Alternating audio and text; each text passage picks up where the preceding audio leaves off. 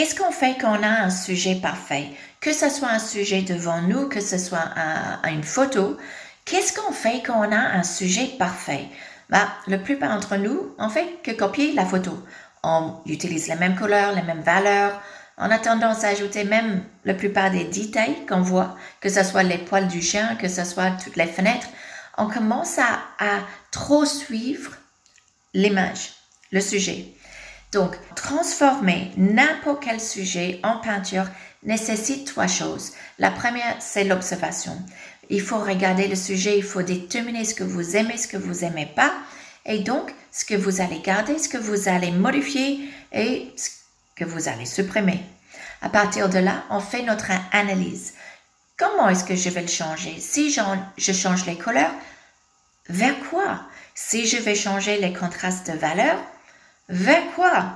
Donc là maintenant, on va faire une analyse avec une idée pour essayer d'amener notre peinture dans un but, vers un but logique, mais en plus, espérons, magnifique, pour que la peinture a, on va dire, un air de ce qu'on veut, pas uniquement copier. Donc ça veut dire on devient indépendant, on est capable de faire des choix, on est capable de bouger, transformer des sujets, et ça c'est important.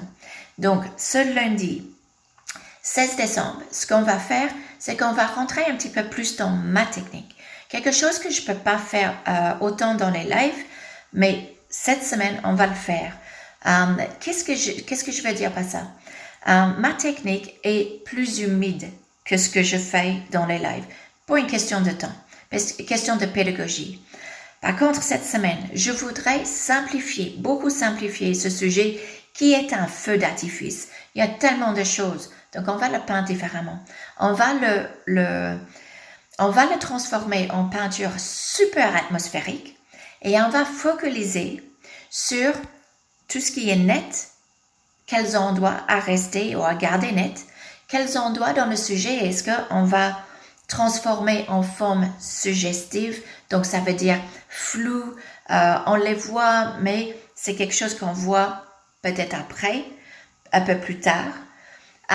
Et ceux qu'on fuse complètement, donc ils sont à peine visibles. Ça, c'est vraiment ma signature. Ça, c'est vraiment la manière que je peins habituellement. Non, je peins pas mouillé sur mouillé. Oui, il y a des choses que beaucoup de gens ne se rendent pas compte dans mes peintures. Donc, on va prendre une plongée dans ma technique pour comprendre en fait ce jeu, la manière que je jongle avec le précis, le suggestif et le net. Et pourquoi? Voilà.